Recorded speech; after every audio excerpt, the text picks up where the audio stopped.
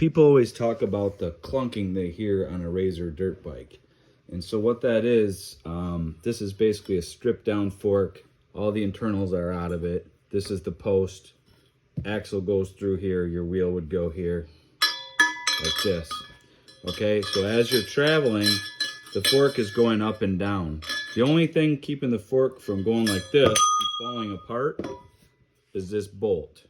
Okay, so this bolt goes down in here, and the bolt, you obviously need a tool skinny enough to fit in there and long enough. I sell the tool kit for that, for both the stock bolt and the aftermarket bolt if you're going to go with my dual spring lift kit.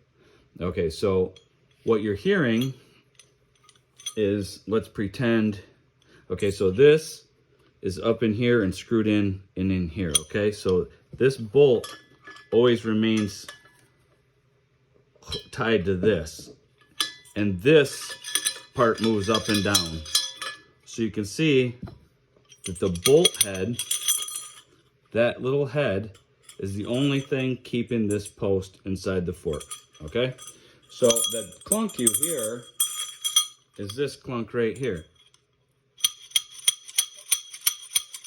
Okay, so that's an inherent property of the Razor fork. With my kit, I have metal washers and rubber washers. Recently added the metal washers to continue the longevity of the rubber washers surviving. The noise is definitely dampened and reduced. You can see I'm making the same motion here. It's still going to have some noise if it bottoms out. Now, if your forks are down here working, that's fine, but if they make a deep compression and come out, that's when you're going to hear it. I mean, if they're just working nice, but you know, if you hit a hard bump and it comes out, but you'll hear the difference.